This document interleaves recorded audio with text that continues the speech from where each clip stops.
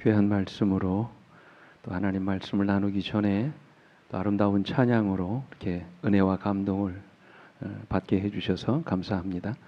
하나님 말씀 먼저 에베소 3장 14절부터 19절까지 말씀 우리 함께 오늘 교독하시겠습니다. 오늘은 두 절씩 우리 읽으시고요. 맨 마지막 두 절은 함께 말씀을 봉독하도록 그렇게 하겠습니다. 제가 먼저 두 절 읽겠습니다.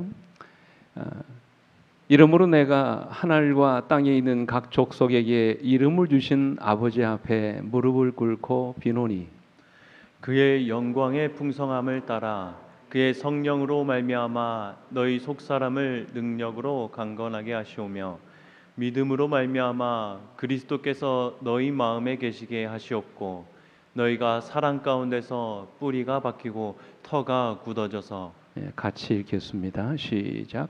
너희 모든 성도와 함께 지식에 넘치는 그리스도의 사랑을 알고 그 너비와 길이와 높이와 깊이가 어떠함을 깨달아 하나님의 모든 충만하신 것으로 너희에게 충만하게 하시기를 구하노라. 아멘.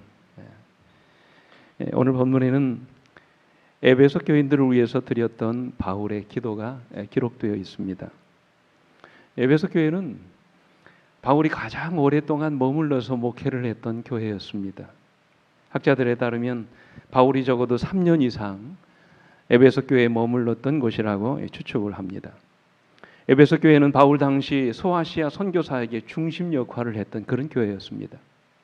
그래서 사도행전에 보면 에베소 교회를 통해서 온 아시아 지역에 복음이 전해지게 되었다 그랬어요. 그러므로 바울에게 있어서 에베소 교회는 특별히 잊을 수 없는 교회였습니다. 바울의 가장 큰 관심과 애정을 쏟아부었던 그런 교회였습니다. 그래서 바울이 에베소를 떠날 때 얼마나 안타까워했는지 모릅니다. 그래서 바울은 비록 에베소 교회를 떠나 있으면서도 날마다 이 에베소 교회의 신자들을 위해서 뭐 했어요? 기도했습니다. 특별히 오늘 본문의 말씀이 기록되어 있는 이 에베소서는 빌립보서, 골로새서, 빌레몬서와 같이 바울이 로마의 감옥에서 있을 때 편지를 보냈던 흔히 말하는 옥중서신입니다. 지금 그는 로마의 감옥에 갇혀 있으면서도 날마다 그들을 위해서 기도했던 것입니다. 우리는 바울이 드린 그의 기도를 통해서 그가 이 에베소 교인들을 얼마나 사랑했는지를 보게 됩니다. 그리고 그의 간절한 기대와 소망이 무엇인지를 보게 됩니다. 그리고 바울의 목회적인 관심이 어디에 있는지를 보게 됩니다. 그래서 저는 우리 성도님들을 위해서 기도할 때마다 자주 이 본문의 말씀을 기억합니다. 이것이 제가 여러분을 위해서 드리는 간절한 기도의 제목이 되기를 소망합니다. 저는 정말로 우리 성도들이 다 이렇게 되기를 간절히 원합니다. 이것이 저의 바람이고 간절한 소망이에요. 오늘 이 시간 바울의 기도가 저의 기도가 되기를 간절히 원합니다. 얼마 전 30년 이상 목회를 하시다가 은퇴를 하신 어느 무명 목사님의 고백을 제가 읽게 됐습니다. 이 글의 제목은 어느 목회자의 고백이라고 하는 그런 책인데요. 그 책을 다 읽을 수는 없지만 대충 이런 내용이 나옵니다. 설교란 말만 잘하면 되는 줄 알았습니다. 그러나 삶이 없는 설교는 성도들의 기만 키우는 줄을 예전에 미처 몰랐습니다. 기도만 잘하면 되는 줄 알았습니다. 그러나 회개 없는 기도는 교만한 바리새인들을 만들어내는 줄을 예전에 미처 몰랐습니다. 신방만 잘하면 되는 줄 알았습니다. 그러나 아버지의 마음이 없는 신방은 성도들의 가리곤 곳만 긁어주는 줄을 예전에 미처 몰랐습니다.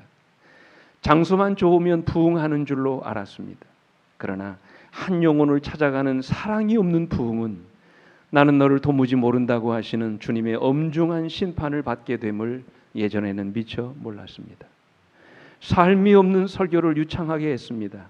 회개 없는 기도를 날마다 중언부언했습니다. 아버지 마음이 없는 신방을 열심히 했습니다. 한 영혼이 귀한 줄 모르는 부흥을 얼마나 원했는지 모릅니다. 금서희 목사님이 마지막 끝부분에 이런 고백을 합니다. 그러나 설교보다 귀한 건 내가 부서지는 삶이었습니다. 기도보다 더 귀한 건 내가 깨어지는 삶이었습니다.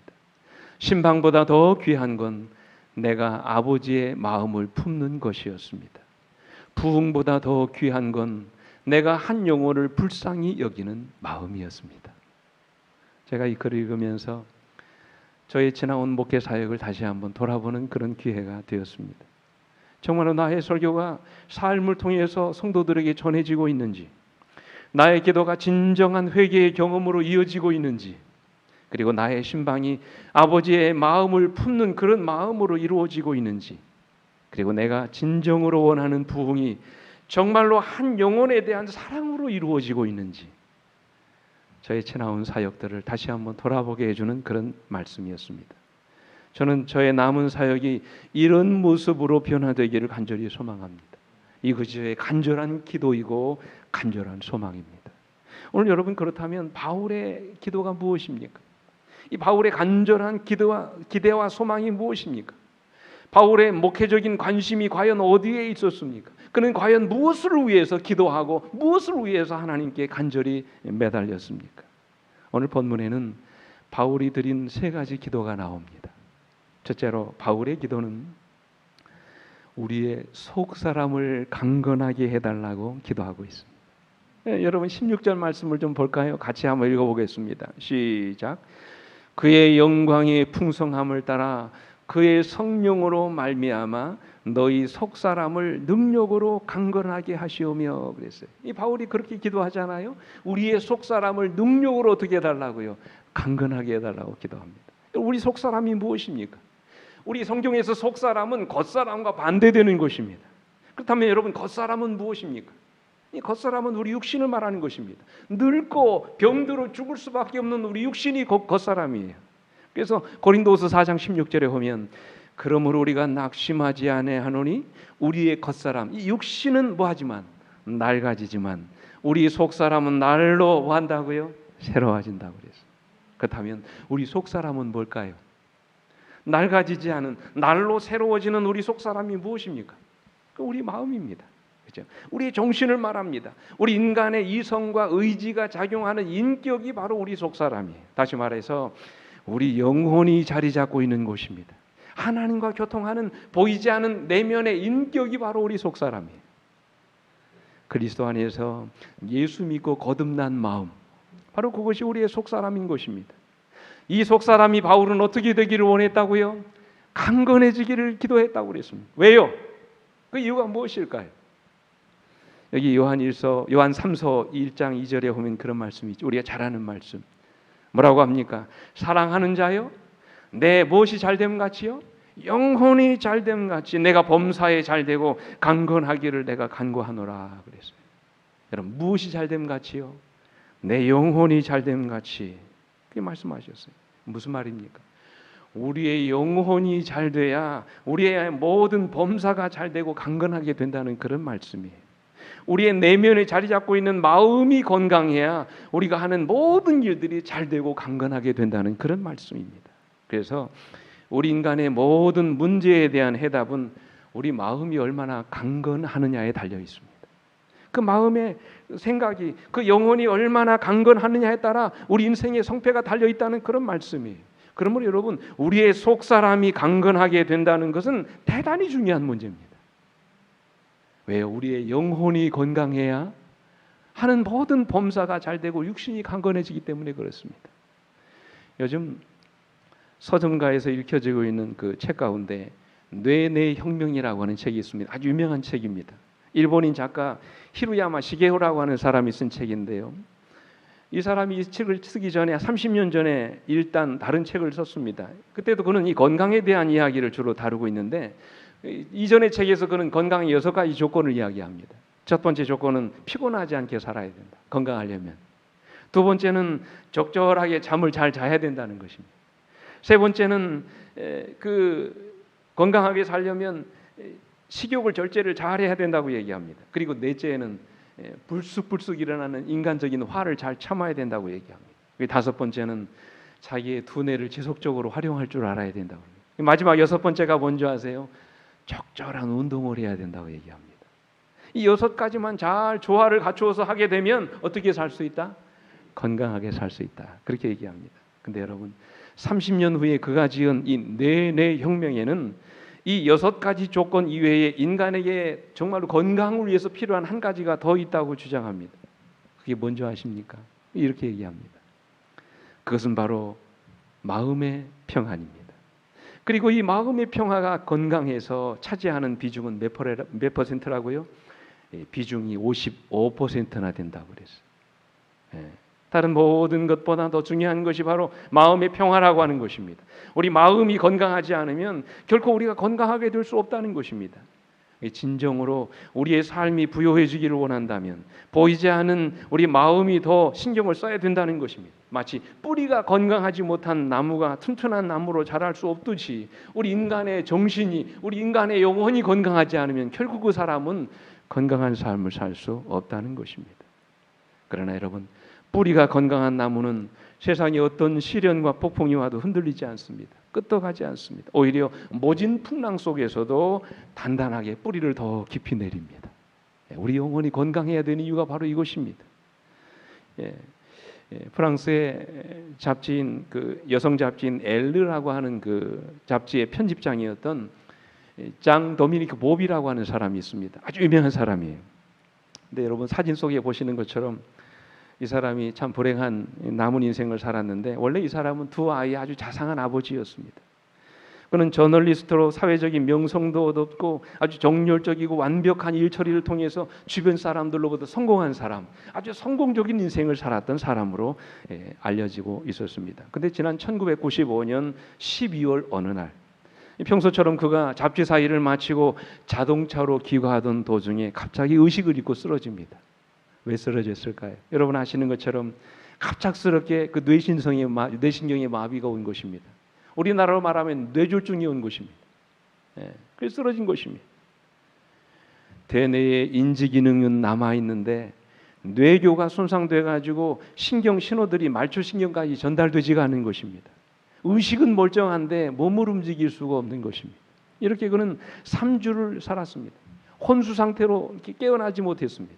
의식은 나중에 회복됐지만 그의 몸은 오직 왼쪽 눈꺼풀을 제외하고 전혀 움직일 수 없게 됐습니다. 참 불행한 인생이죠. 혼자서는 말할 수도 없고 먹을 수도 없고 심지어는 기계에 의존하지 않고는 저렇게 숨을 쉴 수도 없는 참 불행한 인생을 살게 됐습니다. 그가 오로지 움직일 수 있는 것은 왼쪽 눈꺼풀 하나 움직이는 것밖에 없었습니다.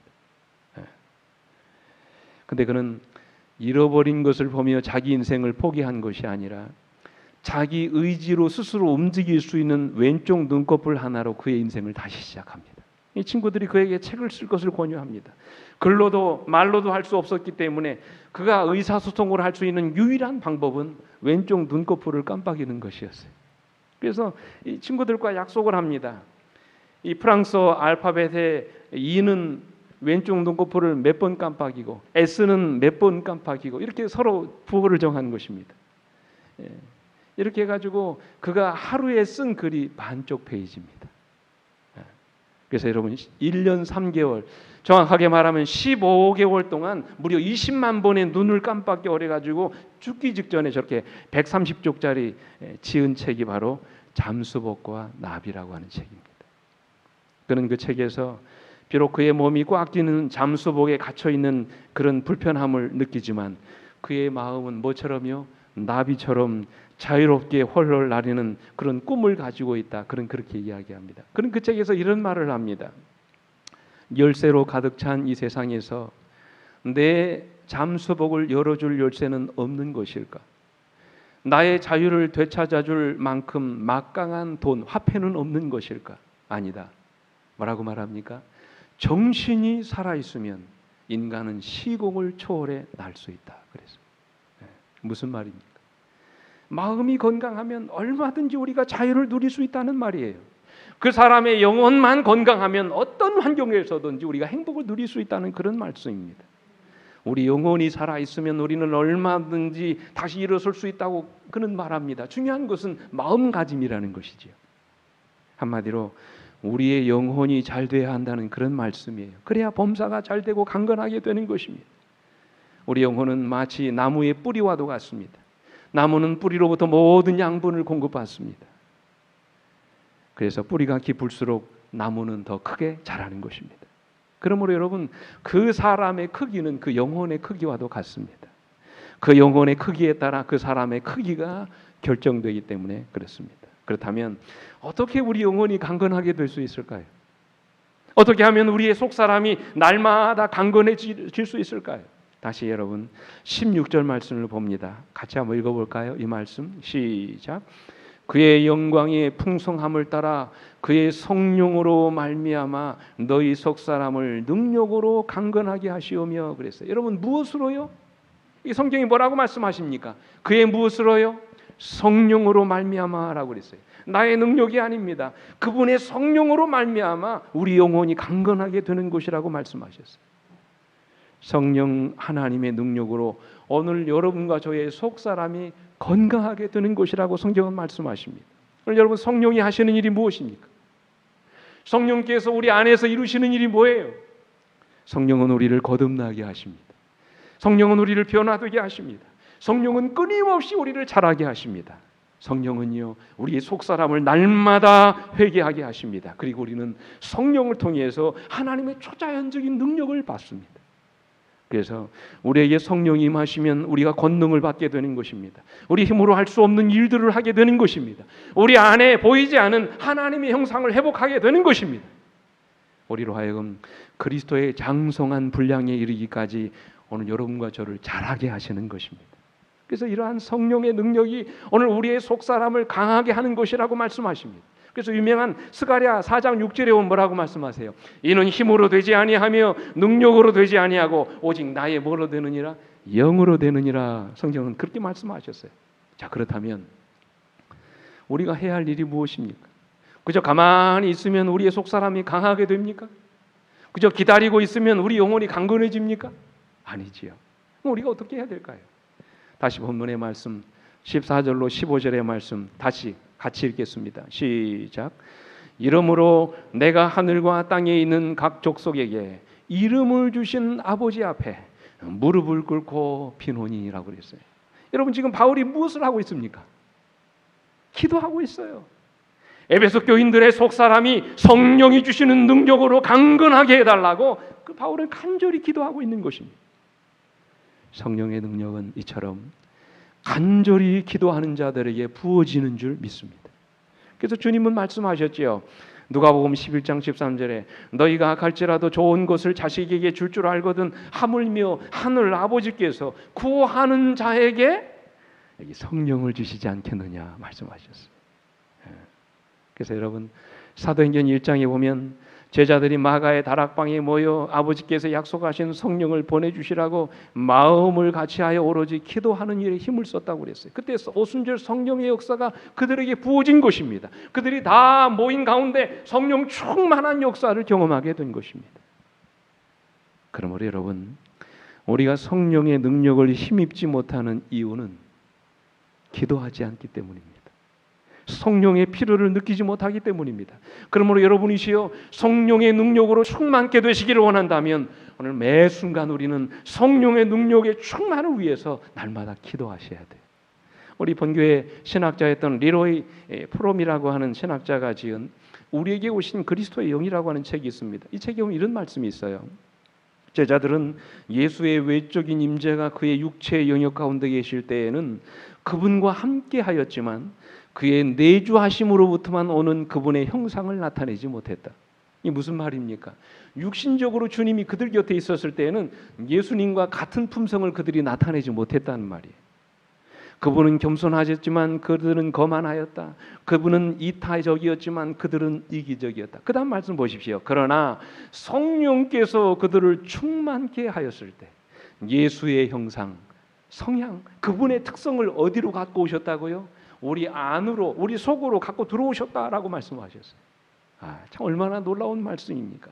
성령께서 우리 안에 충만히 임하시게 되면 성령께서 우리 안에 뭐를 갖고 들어오신다고요? 예수의 형상을 갖고 들어오신다고 말씀하셨어요.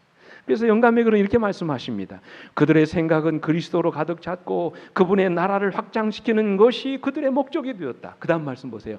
마음과 품성에 있어서 그들은 보세요. 누구와 같이 됐어요? 주님과 같이 되었고 사람들은 그들이 그 전에 예수와 함께 있던 줄을 알게 됐다. 그랬어요. 여러분 이것이 우리의 꿈 아닙니까?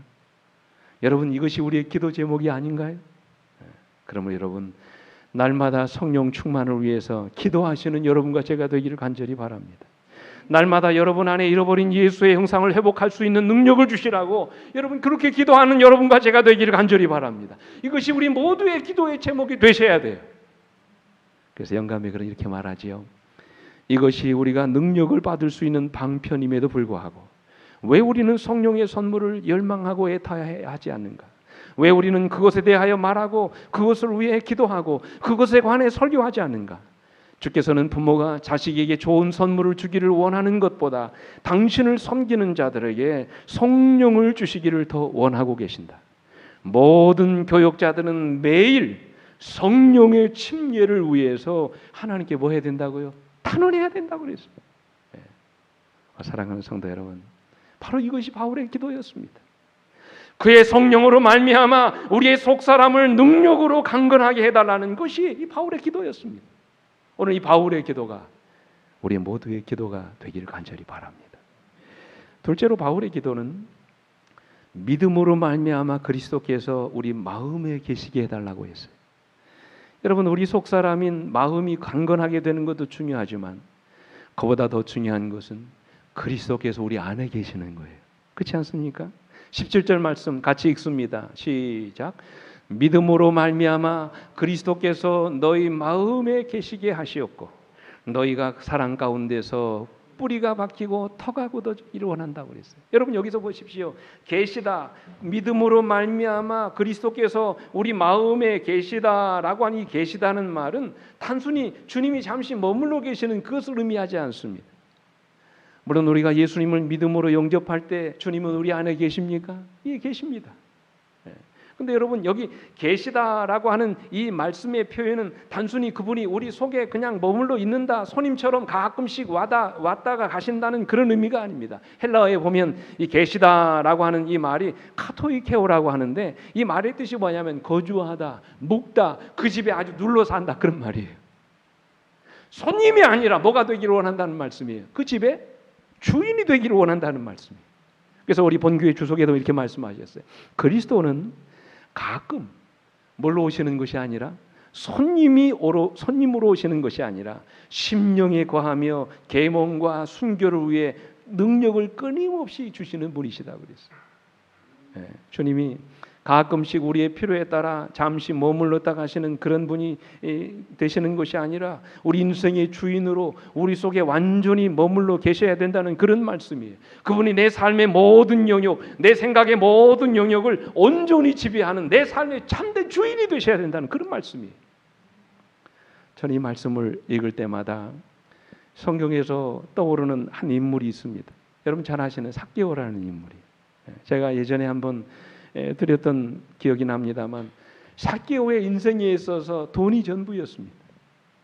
우리가 아는 것처럼 그는 키가 작은 신체적인 결함을 갖고 있었기 때문에 오로지 돈을 벌어 사람들을 위해 군림하는 것이 그의 유일한 꿈이었습니다. 그래서 그는 죽기 살기로 돈을 긁어 모았습니다. 긁어 모은 정도가 아니라 사람들을 속여서 돈을 빼앗았습니다.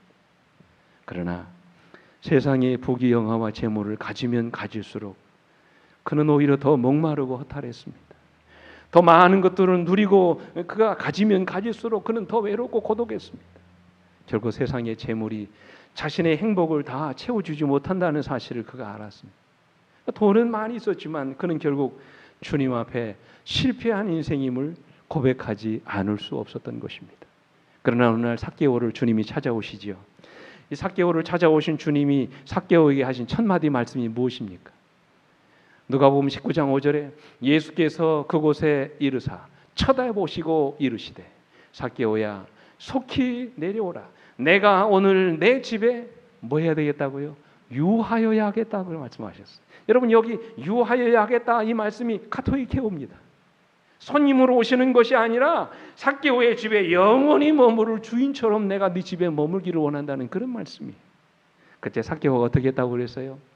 6절에 오시면 급히 내려와 즐거워하며 뭐 했다고요? 영접하였다고 말씀하셨어요. 여러분 주님을 삭개오가 그렇게 영접했다는 말이 무슨 뜻입니까? 단순히 주님을 지나가는 손님으로 모셔드렸다는 그 말씀이 아니라 그날 삭개오가 주님을 그 인생에 뭘로요? 주인으로 모셔드렸다는 그런 말씀이에요. 그런 표현이 어디 있습니까? 19장 8절에 보면 그가 주님 앞에 한 고백을 좀 들어보시기 바랍니다. 삭개오가 서서 주께 여짜오되 주여 보시옵소서 내 소유의 절반을 가난한 자들에게 주겠사오며 만일 누구의 것을 속여 빼앗은 일이 있으면 내 갑절이나 갚겠나이다 그랬어요. 여러분 이 말씀이 이 고백이 주는 의미가 무엇입니까? 이제는 삭개오의 삶에서 돈보다 더 중요한 분이 누구밖에 없다는 말이에요. 예수 그리스도밖에 없다는 것입니다. 삭개오의 가치관의 변화가 일어난 것입니다. 이제는 예수 그리스도 그분보다 내 인생이 더 중요한 것은 아무것도 없다는 그런 말씀이에요. 이제는 삭개오에 있어서 예수 그리스도는 가장 존귀한 분이 되었던 것입니다. 그날 이후로 삭개오의 삶에 뭐가 바뀐 거예요? 주인이 바뀌었습니다. 예전에는 뭐가 주인이었는데? 돈이 그 인생의 주인이었는데 이제부터 삭개오의 삶의 주인이 누구였단 말이에요? 예수 그리스도 그분이었다는 말씀입니다. 여기 영감의 글이 보십시오.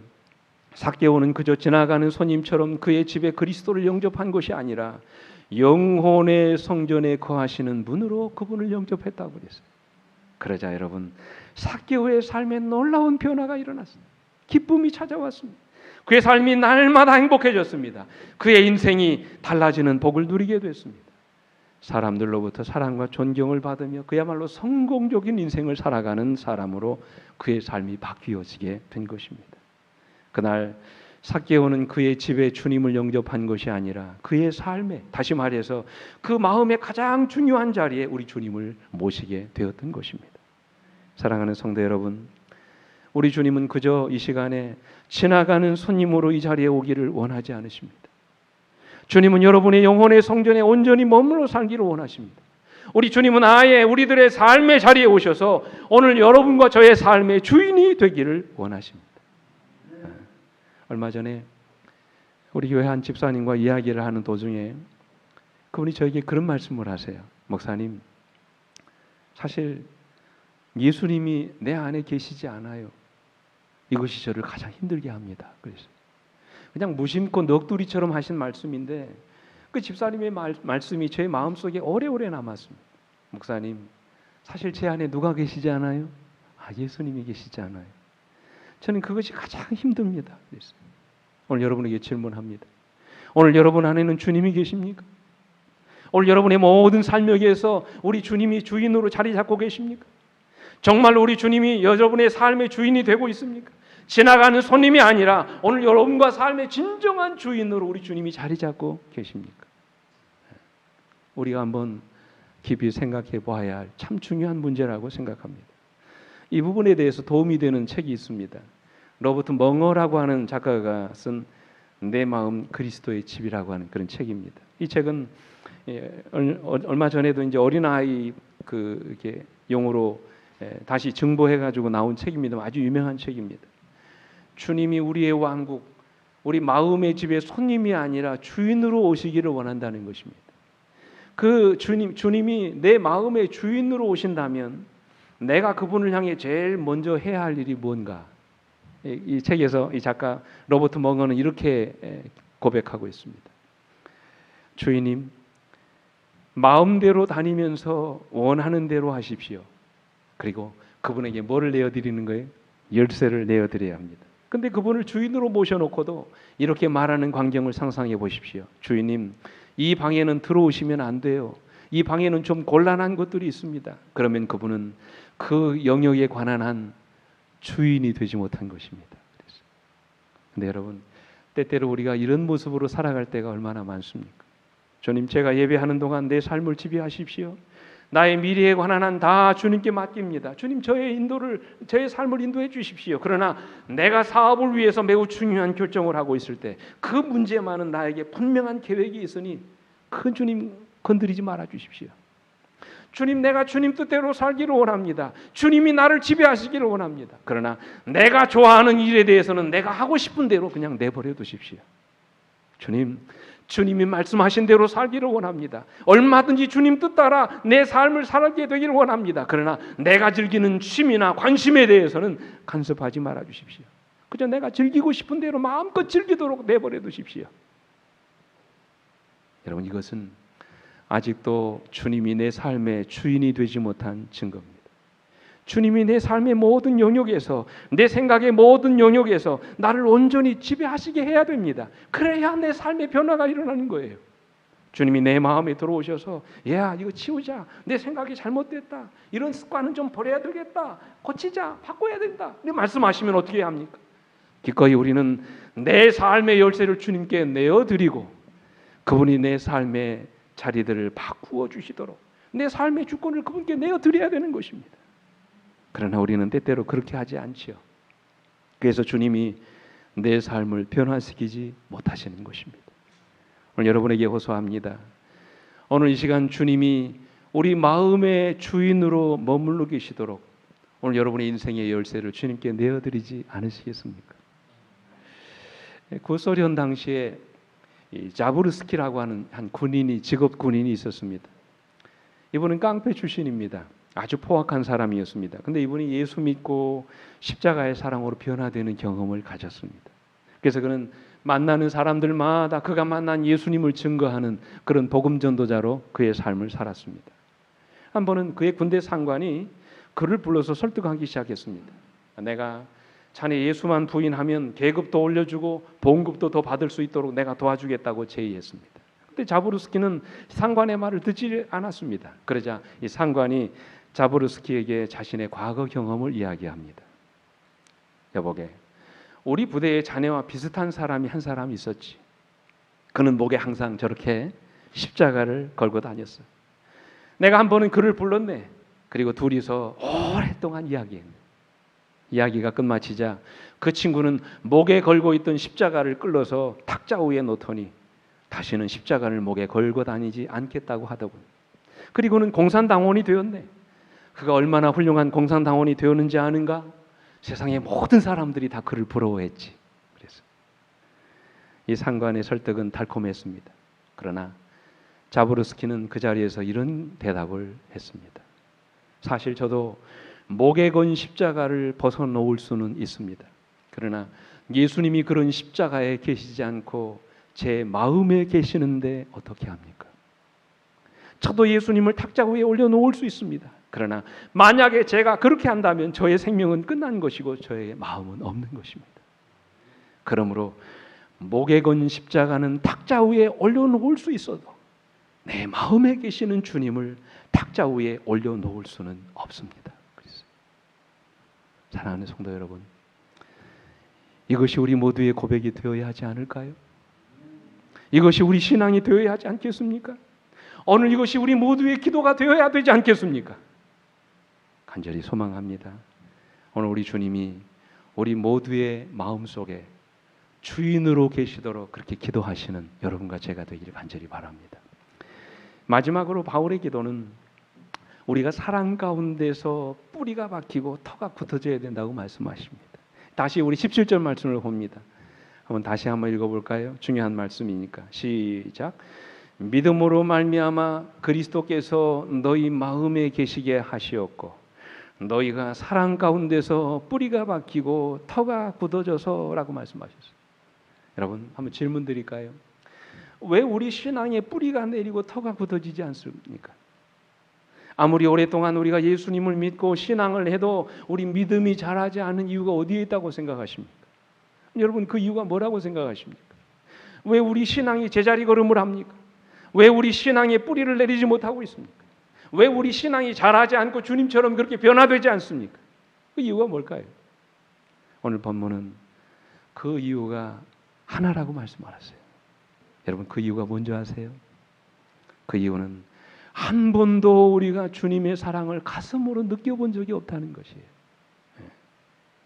한 번도 우리 주님의 그 놀라운 십자가의 은혜를 내 마음으로 경험해 보지 못했기 때문이라고 말씀하십니다. 그래서 바울은 뭐라고 말씀하세요? 성경에서 너희가 사랑 가운데서 뿌리가 박히고 터가 굳어져야 된다고 말합니다. 여러분, 우리가 흔들리지 않도록 붙들어주는 것은 바로 주님의 사랑입니다. 우리를 강인한 그리스도인으로 자라나게 하시는 것도 주님 사랑입니다. 우리를 성숙한 그리스도인으로 만들어주시는 것도 주님의 사랑이에요. 우리를 새 사람으로 거듭나게 하시는 것도 주님의 사랑입니다. 마치 자식이 철이 드는 때는 언제입니까?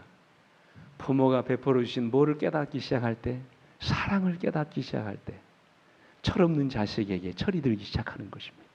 그래서 바울은 에베소 3장 18절로 19절에 이렇게 말씀하십니다. 능히 모든 성도와 함께 지식에 넘치는 그리스도의 사랑을 뭐하고 알고 그 너비와 길이와 높이와 깊이가 어떠함을 깨달아 하나님의 모든 충만하신 것으로 너희에게 충만하게 하시기를 구하노라. 그렇게 기도했어요. 여러분, 우리가 그분의 사랑을 알고 마음으로 깨닫게 될 때 비로소 우리는 온전한 그리스도인으로 자라나게 되는 것입니다. 그 사랑을 우리가 어디서 깨달을 수 있을까요? 사도 요한은 요한일서 4장 9절로 10절에서 이렇게 말씀하십니다. 같이 한번 읽어보겠습니다. 시작. 하나님의 사랑이 우리에게 이렇게 나타난 바 되었으니 하나님이 자기의 독생자를 세상에 보내심은 그로 말미암아 우리를 살리려 하심이라. 사랑은 여기 있으니 우리가 하나님을 사랑한 것이 아니요 하나님이 우리를 사랑하사 우리 죄를 속하기 위하여 화목제물로 그 아들을 보내셨음이니라 그랬어요. 여러분, 어디에서 사랑이 나타났어요? 갈바리 십자가에서 우리를 향하신 하나님의 사랑이 나타났다고 말씀하세요. 갈바리 십자가 위에서 우리는 그 사랑을 우리 가슴으로 우리 마음으로 느낄 수 있어야 한다고 말씀하십니다. 하나님이신 그분이 오늘 여러분과 저 한 사람을 구원하시기 위하여 하늘 영광의 보좌를 버리고 떠나오셨습니다. 하나님이신 그분이 오늘 여러분과 저에게 영원한 생명을 주시기 위하여 당신의 하나밖에 없는 생명을 기꺼이 버리셨습니다. 그리고 우리의 모든 죄를 지시고 아버지 하나님과 영원히 분리되는 고통을 겪으셨습니다. 오늘 여러분과 저를 살리시기 위하여 나의 죄가 하나님의 아들을 죽게 만들었다고 하는 그 사실 앞에 우리는 우리의 죄들을 진정으로 뉘우치고 회개할 수 있게 되는 것입니다. 그래서 스가랴 12장 10절에 보면 이렇게 말씀하시죠. 그들이 그 찌른 바 그를 바라보고 그를 위하여 애통하기를 독자를 위하여 애통하듯 하며 그를 위하여 통곡하기를 장자를 위하여 통곡하듯 하리로다 라고 말씀하셨습니다. 이처럼 갈바리 십자가는 오늘 우리를 전혀 다른 사람으로 변화시켜 주십니다. 그래서 영감의 글은 이렇게 말씀하십니다. 우리가 죄의 악한 것을 가장 절실히 깨닫게 되는 때는 우리가 하나님의 사랑을 가장 충분히 이해하는 그때이다. 우리가 우리를 구원하기 위하여 내어준 줄의 길이를 볼 때 우리가 그리스도께서 우리를 위하여 베푸신 그 무한한 희생을 얼마만큼 깨달을 때 우리의 마음은 부드러움과 통회로 녹아지는 것이다. 오늘 갈바리 십자가의 사랑이 오늘 여러분과 저의 가슴 속에 가슴 깊이 느껴지는 그런 이 시간이 되기를 간절히 바랍니다. 한 이야기만 드리고 말씀을 마칠게요. 일본의 유명한 작가 가운데 미우라 아야코라고 하는 작가가 있습니다. 이분이 쓰신 책 가운데 양치는 언덕이라고 하는 책이 있습니다. 이 소설이 어떤 이야기냐면 여주인공이 나오는데 나오미라고 하는 여주인공이 나옵니다. 근데 이 여주인공이 목사님 딸이에요. 근데 방황을 합니다. 젊은 시절에. 료이치라고 하는 한 바람둥이 남자를 만나서 연애를 하게 되고 급기야는 부모의 반대를 무릅쓰고 이제 가출을 하게 됩니다. 몇 년 동안 료이치와 동거 생활을 하게 됩니다. 근데 처음에는 좋았죠. 신혼의 꿈을 꾸며 살았습니다. 근데 당연히 삶이 힘들어지고 경제적으로 어려워지니까 그들의 삶이 피폐해지기 시작합니다. 근데 그 남자였던 료이치가 옛 버릇을 버리지 못하는 것입니다. 또 다른 여인과 바람을 피우는 거예요. 그래서 결국 나오미는 상처받은 몸을 이끌고 마음을 가지고 다시 친정으로 돌아옵니다. 근데 어느 날 헤어졌던 료이치가 폐평에 걸려서 나오미를 찾아옵니다. 나오미는 맞아들일 수 없었습니다. 그를 거절합니다. 돌아가라고 합니다. 근데 나오미의 부모는 그를 받아들이도록 권유합니다. 그래서 부모의 권유를 따라 료이치를 다시 받아들입니다. 폐병에 걸린 이 사위자리를 뭐 한 거예요? 같이 품고 사는 것입니다. 그 얼마나 사랑을 베풀었겠습니까? 그 집에서 요양생활을 하다가 처가집 식구들이 믿는 그 믿음의 감동을 받아 이제 요이치도 예수님을 영접하고 그리스도인이 되는 그런 이야기예요. 근데 요이치는 요양생활을 하면서 다락방에서 뭐를 그리냐면 그림을 그리기 시작했습니다. 크리스마스의 아내 나오미에게 줄 선물을 준비하기 위해서 그림을 그렸습니다. 근데 그 그림을 누구에게도 보여주지 않았어요. 나오미에게조차 그 그림을 보지 못하도록 가렸습니다. 그리고는 그림을 그린 다음에 하얀 천으로 덮어놓았습니다. 뇨이츠는 그 그림을 이제 계속해서 그렸습니다. 근데 여러분, 그 그림이 다 완성되어 가던 어느 크리스마스 이브 날, 예전에 사귀던 한 여자로부터 전화를 받습니다. 요이치를 만나서 그 여자는 요이치를 유혹하기 시작합니다. 요이치는 그의 유혹에 빠져들지 않습니다. 그러던 중에 그 여자가 이 요이치가 앞에 두고 있는 술잔에다가 수면제를 타게 되고, 요이치는 술 한 잔만 마시고 가라는 그 말에 속아 그만 그 술잔을 받아 마십니다. 그는 그 술잔을 받아 마시고 잠이 오는 것을 느낍니다. 근데 그 여인의 유혹에 넘어가지 않기 위해서 잠은 오지만 그 집에서 잠들지 않고 길을 나서게 돼요. 그러다가 그만 가던 길에서 잠을 자다가 얼어 죽고 만다는 그런 이야기예요. 참 가슴 아픈, 그럼 우리의 가슴을 먹먹하게 만드는 그런 이야기죠. 근데 여러분, 이 소설의 클라이막스가 어떻게 끝나는 줄 아세요? 죽은 뇨이치를 장사하고 뇨이치의 그림에서 이제 하얀 천을 벗겨내는 그런 장면이에요. 그 속에는 십자가에 달려 피를 흘리시는 예수님의 모습이 그려져 있었습니다. 피 흘리시는 예수님의 발 아래 청년 하나가 얼굴도 들지 못한 채 손으로 예수님의 발을 붙잡고 있었습니다. 그리고 그 청년의 손등으로 예수님의 피가 떨어지고 있는 그런 모습이었어요. 그 청년이 바로 누구였어요? 뇨이치였던 것입니다. 그리스도의 십자가가 그의 삶을 변화시킨 것입니다.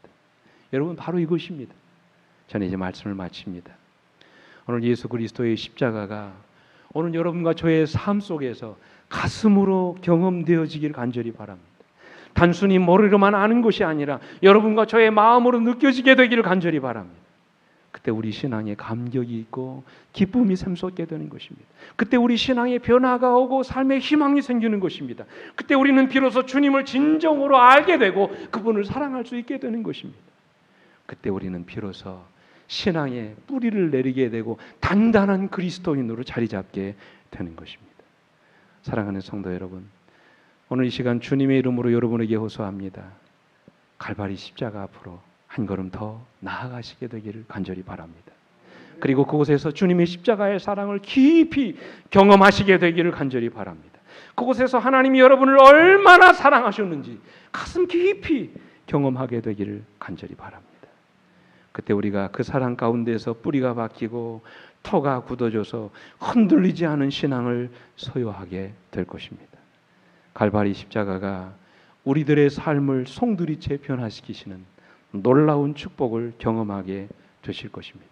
오늘 이런 축복을 우리 모두 경험하시게 되기를, 또 그 일을 위해서 날마다 기도하시는 여러분과 제가 되기를 간절히 바라면서 오늘 말씀을 줄이도록 하겠습니다. 아멘. 이제 우리 말씀을 기억하시면서 우리 함께 좀 일어나셔서 함께 찬양하실까요? 240장 찬미 같이 우리 한 목소리로 찬양하시겠습니다.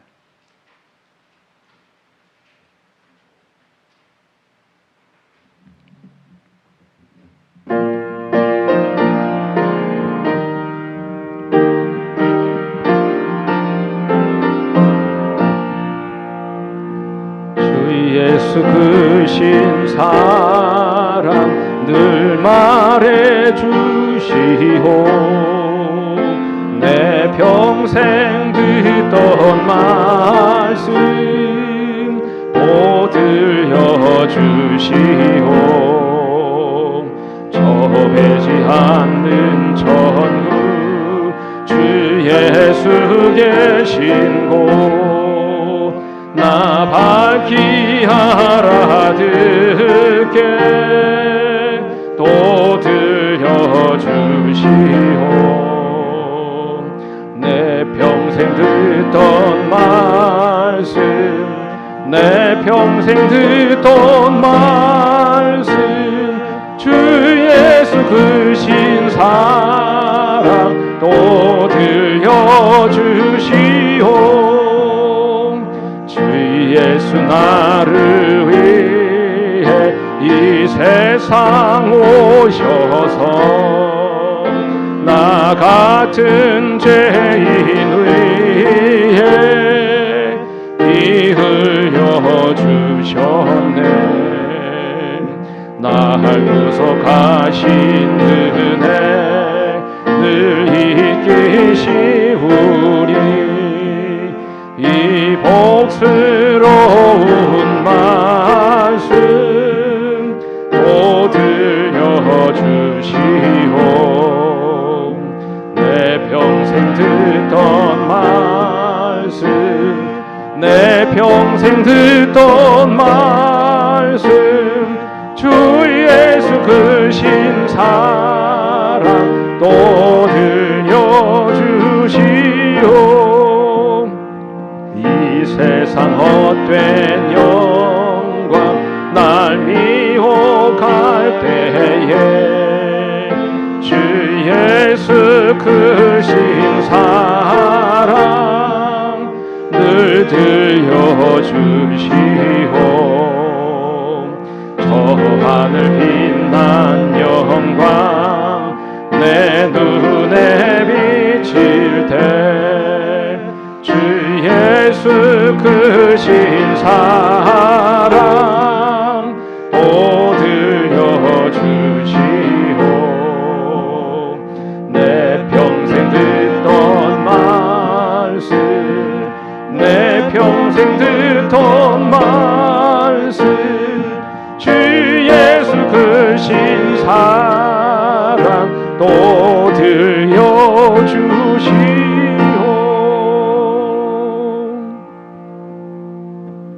하늘아버지,